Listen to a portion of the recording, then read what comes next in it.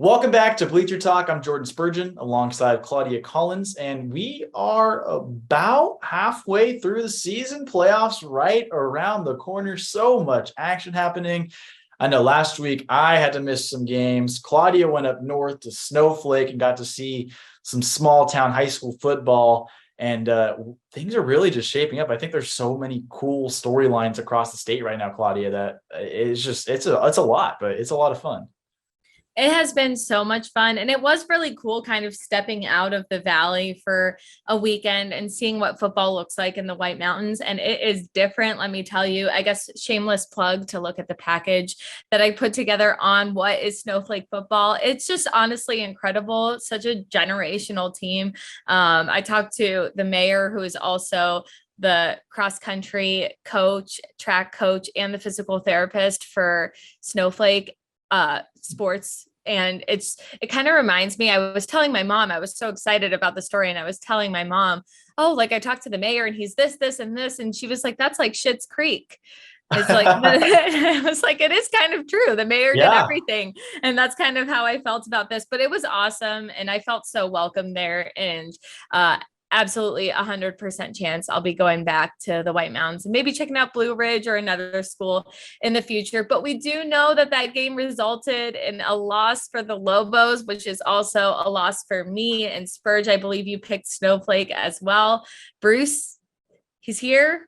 He made the right pick, that's for sure. It worked out wonderfully for you, Bruce, because now your lead is 15-6. Spurge just behind at 14-7. And I don't know if I even want to say my score out loud, but it's 12-9.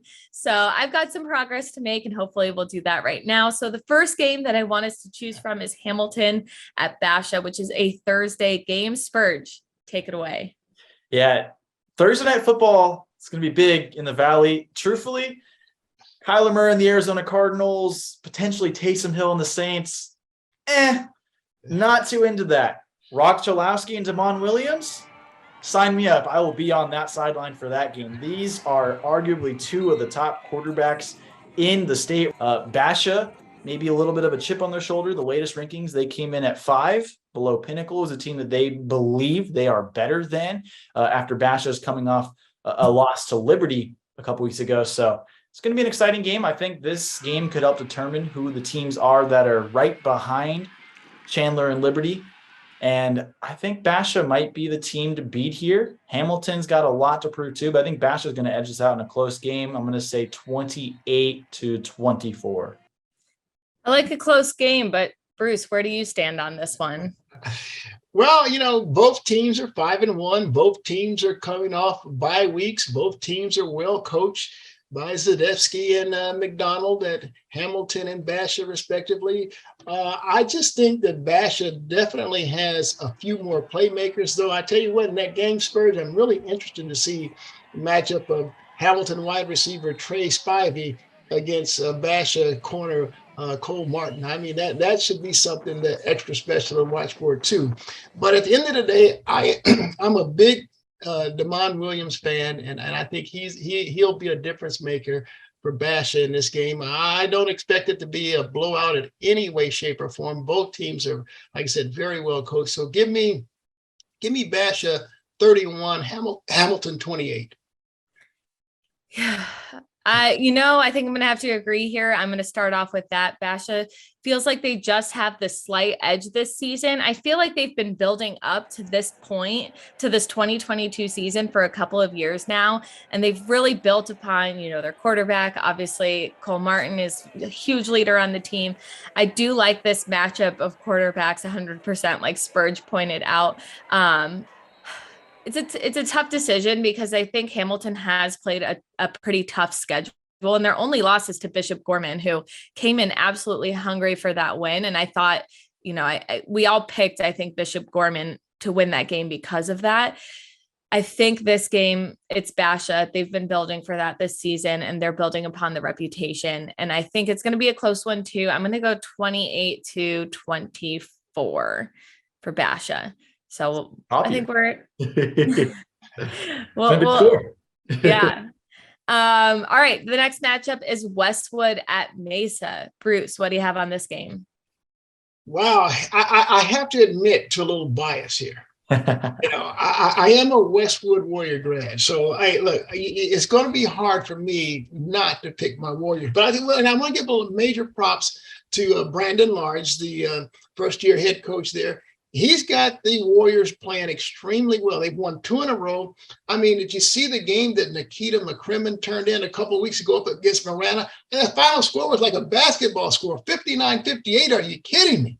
So yeah, I'm going to absolutely plead bias here, and I'm taking my Westwood Warriors over the Mesa High Jackrabbits.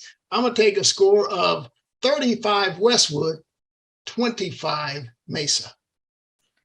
All right. Yeah, I'm kind of not sure where I'm going to stand here, but I did have to reach out to my good friend Cody Cameron, who knows everything about high school football in the Valley, because I truthfully haven't seen either team play, and I wanted to make a fair pick here. So a couple of notes that I want to read off that Cody gave me. He wanted to point out Mesa 2023 wide receiver Trey Brown is an absolute superstar. He's the guy to look for on the field in that game. Westwood's 2024 quarterback, Gordon Hanks, has played really, really well. He's a dual threat quarterback, super, super fast paced offense over there at Westwood. And then 2023 athlete Nikita McCrimmon, who you just mentioned, phenomenal was the word that Cody used. And he's just like a do it all player. And he's been nicknamed Debo after Debo Samuels. So if that tells you anything about, what we've got going on over at Westwood. And he was also picked as the Arizona Cardinals player of the week a few weeks ago. The way I went about this was I got the most notes on Westwood. So therefore I'm going to pick Westwood because I was so unsure of what to do here. So I'll go Westwood too. And I'm going to go 21-14. We'll go by a touchdown. What do you think, Spurge?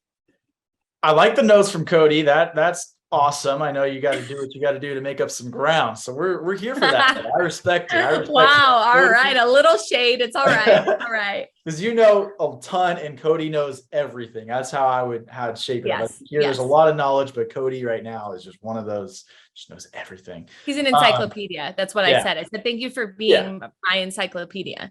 100%. And so I respect that. I do got to say, I think both these teams coming in with similar situations, 3-3. I think both are, playing very similar type schedules this year. They've had very similar outcomes, but I am going to disagree with both of you. I'm going to go with Mesa. I think Trey Brown is one of the top receivers in the entire state, not just in 6A. I think across the board, he's one of the guys. And I just think right now they might be in a slightly better position at home in a rivalry game. That does play a bit of a factor, although I'm sure both stands will be full of fans because a lot of the rivalry traditions will be continuing on in this game as well. But give me Mesa in this one, 24-17. I've got to say, I feel pretty good about picking alongside Bruce. I know there was some bias involved, but Bruce has been doing pretty solid this season. So we'll see where this final pick makes us land. I like that we're disagreeing a little bit this week. We need a little bit of that. All right. Last matchup is Saguaro at Highland. Bruce, go ahead. Well, look, I'm actually going to be at that game Friday night. So, look, Highland is a football program that, you got to give it up to Brock Farrell. I mean, he's really changed the culture and fortunes there. They're defending 6A champions, first-time champions in school history. But they lost a really gifted quarterback a year ago, and so they're really struggling to score points this year. Their defense is one of the best in the state. I think the most they've given up in any one game this year is 13 in a 13-0 loss to a team from Utah. Heck, we just got through praising Hamilton earlier in this same cast. Well, they lost to Hamilton 10-8. So their defense is rock solid, but they just struggle to score. They're not really a well-oiled machine on the offensive side of the ball. So having said that, and knowing the type of athletes, the offensive athletes that Saguaro has, led by their quarterback, Devin Dampier, I just think it's just going to be a little bit too much for for the Hawks. So I'm going to take the Saguaro Sabercats here. Saguaro 17, Highland 7. Bruce, I have to agree with a lot that you just said. This is maybe the first game in this lineup that I feel a little bit more sure about going into it. But I also have seen Highland play twice this season, and their defense has stuck out to me. I mean, like a sore thumb. It is in your face, one of the better defenses that I've seen. But you're right. I didn't see any scoring in the two halves that I've spent watching Highland play. And that's, that comes with the territory of losing a quarterback. But Saguaro, if we want to talk quarterbacks, we're talking Devin Dampier. He just made his commitment to the University of New Mexico. I don't know if that means like he's, chilling now and he's going to maybe have an extra pep in his step, excited. And I think that I've chosen against Saguaro in past matchups because they're not the same team that they were last year. Sometimes it's hard to wrap your head around that. Yeah, they just won the Open Division State Championship, but there's been a lot of change. I don't think they're the same, but they're still pretty dang good. And I think we'd be wrong. Probably, I have a feeling it's going to be mostly unanimous against Highland in this case. We'll see where Spurge lands on this, but I'm going to go Saguaro 25 to. I'm going to go 21-7. Actually, Spurge. Are we all agreeing on this one? I think there's something to be said with Saguaro and having their backs to the wall. 3 losses last year kept Highland out of the Open Division. And they were 3 losses against 3 Open Division teams. Saguaro's at that mark now. And the conversation seems to be they can get in if they win out, even though the computer has them out as of now following those 3 losses. They can't afford a 4th loss. Jason Mons, I'm not saying they would discredit a 6A title. Ever since the creation of the Open Division, that is all he's wanted is Open Division titles. They still want an opportunity to defend that title. I just think that with everything you guys said, the offense of Highland struggling, it's going to be a really tight matchup. I think Saguaro's offense has slowly gotten better throughout the season. And again, we'll see that, I think, more as they've gotten through the most difficult schedule, not just in Arizona, but one of the most difficult schedules in the country in the first half of the season. So you talk about having a young team that's different. Well, what better way to get better quickly than to play the best competition? It can be a little bit demoralizing maybe, but I think just the way Coach Mons is, we just saw another mic'd up piece that Coop and Chris Peterson did with him. The way he coaches, I think he has these guys ready to turn that page and get hot down the stretch, but it's not going to be easy. I think they're going to win this game. It's going to be somewhere along the lines of 16-8 because Saguaro's defense is also top notch. They've been able to slow down some of the top teams. They haven't been able to beat them, but they have slowed them down. So give me Saguaro 16-8. I love it. I can't wait to see where we end up. Bruce, thank you so much for coming on. And hopefully at least Spurge can knock you down a spot just to, you're a very humble guy, but we need to keep you even more humble. I just believe it's a matter of time before the dominoes start to fall for me.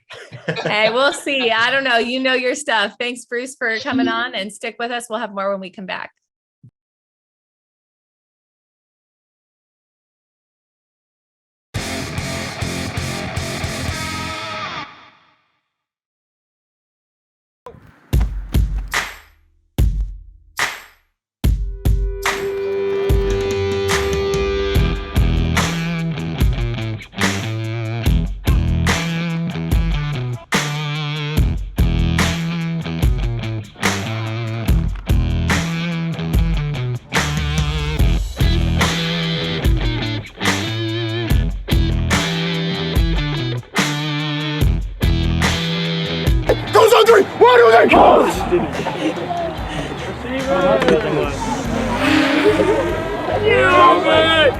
Welcome back to Bleacher Talk. I'm Jordan Spurgeon alongside Claudia Collins. We're here at Casteel High School. We've got Landon Jury. We've got JJ Newcomb here as well.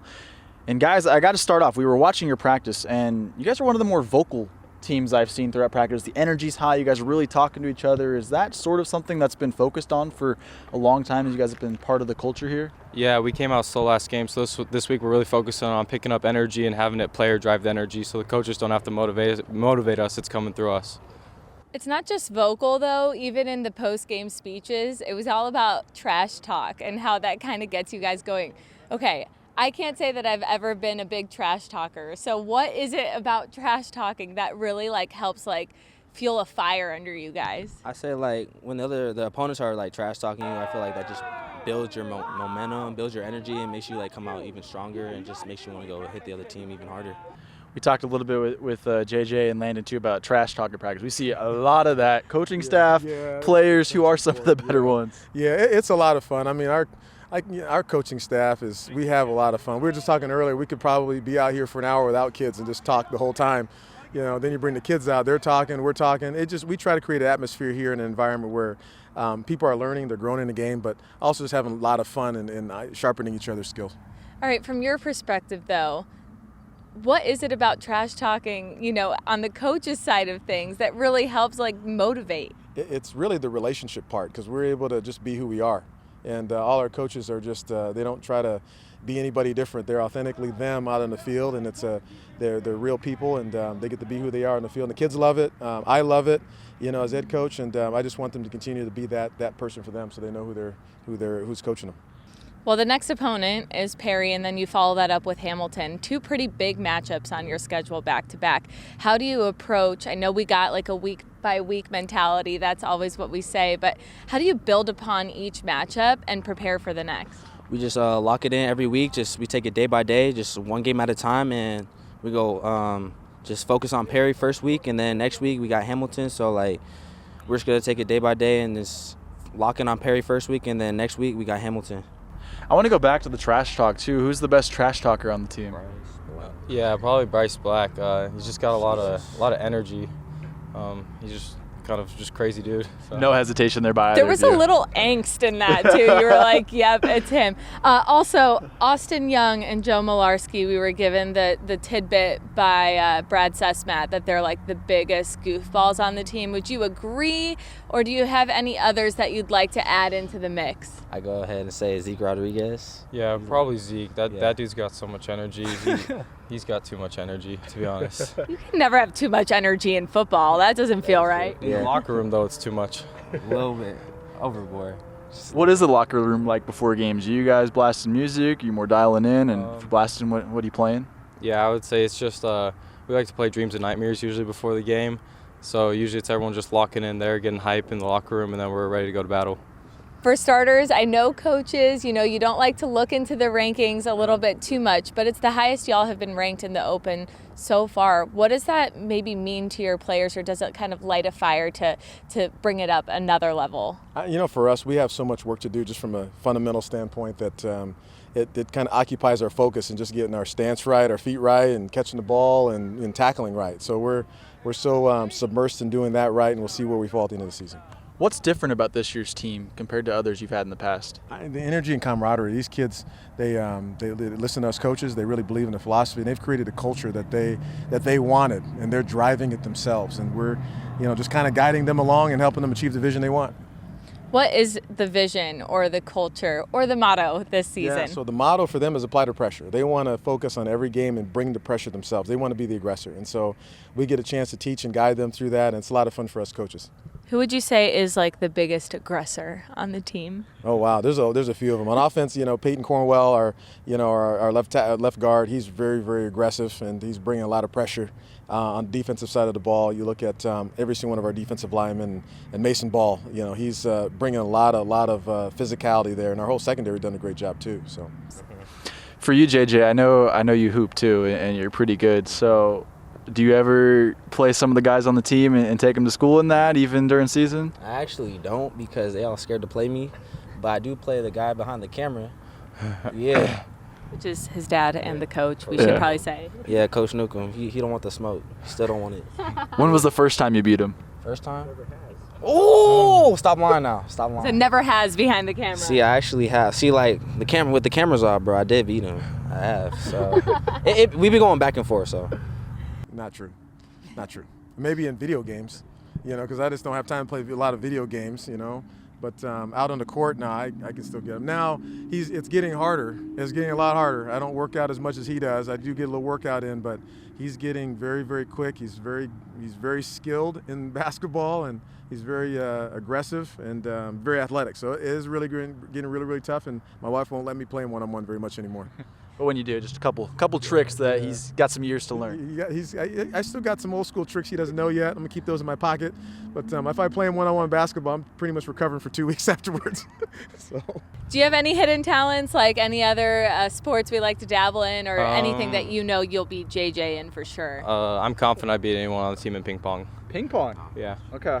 I've played him in ping pong before. Have you beat him in ping pong? No. All right. Close. We'll have to play sometime too. I went head to head with Chase Lucas. We both were okay, so it made me look kind of good. It was kind of nice like that, but we'll have to play sometime. But right. you might run it. All right, I'll be down. Just let me bring my paddle.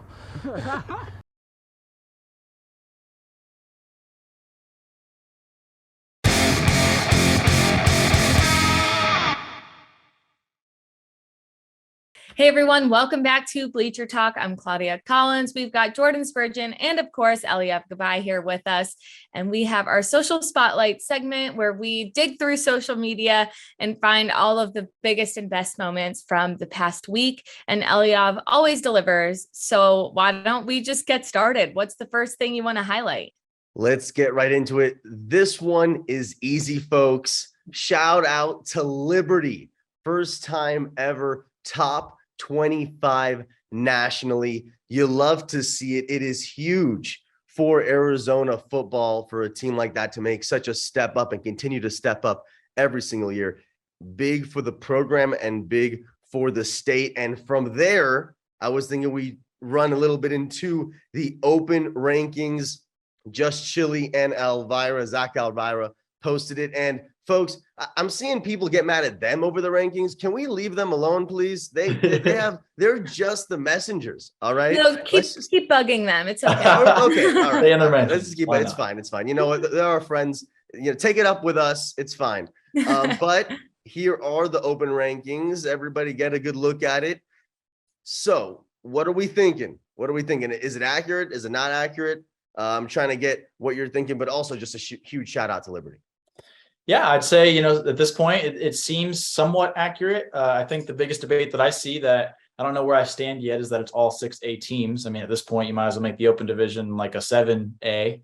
It seems like, I just think because last year when you get two 4A teams and they adjust the computers a little bit, it makes it very difficult for a 5A team to get in. Not to say that Notre Dame Prep or Desert Mountain won't eventually make it in when all is said and done and the dust settles in the end. But I think those are probably the 8 best teams at this point. I think all of them are worthy of it. Casteel is a team that could even move up a little more based on how they play down the line. I think at this point, Chandler and Liberty are the cream of the crop. I think everyone else is vying for that 3rd, 4th, 5th spot. I just think no one's really at the level of those two schools right now. But I'd say it's, in a good spot. Yeah, I'd say I'd mostly agree. And I do also want to kind of shout out previous mistakes that Spurgeon and I have made of betting against Liberty and seeing where they're at this season. We have not bet against them yet, I don't believe. And there's reason for that. We definitely believe in the Liberty Lions this season and where they fall in the rankings. I think it'll be interesting to see where things pan out. But since we're kind of talking about these 4A, 5A teams not quite making it in, I feel like the narrative from the coaches of these 4A and 5A teams is that they don't want to be in it most of the time, at least at the 4A level. That's something that we continue to hear is they want to win a 4A state championship title. They know, I mean, it's no secret. It's tough to compete against these really big powerhouse 6A teams. And obviously Saguaro is kind of, the outlier in this situation where they're making the open consistently. And we've always heard the open was made for Saguaro. So maybe just bump them up to 6A and call it a day. And that's the solution. I don't know. But I do think I agree with where things stand, but I'm also not a numbers person and I'm not a computer. So computer decides, and that's what we're going with, I guess. Yeah. I will retract and say Saguaro will end up there. Barring one more loss, Saguaro will finish in that top 8, bumping my guess, Pinnacle or Corona del Sol will probably be one of the two teams that eventually gets bumped. I think Pinnacle at 4 right now is pretty high, but we'll see where they stand. Yeah, team. And we always talk about how special the Arizona high school football community is, and that love is needed for the Camelback football program this week, especially Coach Francois passed away earlier this week. And it's just as simple as wanting to show them that we support them and that we're here for them, and that I know the entire AZ high school football community is as well. We've seen a lot of great replies from a lot of programs around the state showing their love for the Spartans, and we are too. So just wanted to show them some love. Yeah, I couldn't agree more. And maybe just another opportunity to, on our end, highlight the importance of taking care of your mental health and all of that. We've seen a lot of high school programs and football programs across the state kind of implement some sort of check-in. So just, check in on your guys, check in on your teammates, your coaches, whoever might need it. And, teams are stronger when they stand together, and we see that. So that's the thing I would like to encourage. Yeah, the high school community out here in Arizona, it's very, very tight knit, from players, coaches, athletic directors, media members. It's all very tight knit, and things get competitive. But away from that, everybody's super tight knit. So it's cool to see that everyone's kind of rallying around and just offering whatever they can to help players and coaches and family members that might need it at really any time. Absolutely. So we're gonna wrap this up on a high note, on a fun note. Pre-game rituals. All right. I went to Corona del Sol versus Mountain Point this past week, and we saw the Haka pregame, and Corona del Sol went on to win that game. I don't know if that had anything to do with it, but it's always fun to see the Haka. We were just talking about it before the show. It's always fun to see that. And it really gets, I think, the fans really pumped up as well as the team. So what are some of y'all favorite pregame rituals you've seen? Ooh. Well, okay, I'll start real quick. Hakas to me are the best. I don't know what it is. I think the first time I ever saw one was on social media, and I believe it was like a rugby team from New Zealand. And it's a video that went popular a really long time ago. And obviously, like, I wasn't quite sure what was going on, but I remember getting chills and like feeling emotional before even understanding what it meant. So I just think they're really powerful, and I really like that. I would say the only other thing that really comes to mind for me, Spurge, it sounds like you might have a couple ideas. The only other thing that comes to mind for me is when players like go through the stands and like high five parents and their, fellow classmates and all of that before taking the field. I think that's a really cool way to just kind of unite a school. But I think Hakas can't really be beat. But that's my own opinion. I don't know. You took that right out of my mind. I was going to go exactly there. I've seen a couple schools out here in Arizona. They love doing the pregame ritual, going through the stands and showing love to the family. So I got to put that up there. Outside of that, I mean, I feel like most teams do it, but I don't see it at every game. I do love when they have a kicker kick a field goal and the whole team storms to the end zone before they go back to the locker room before coming out again. I think that's always really cool, especially if there's a big huddle before that and you have a very emotional leader. I think that has a lot of weight, especially when you're the road team and you're really just trying to get amped up on someone else's field. So there's a lot of really cool ones, but I'd put those on the list.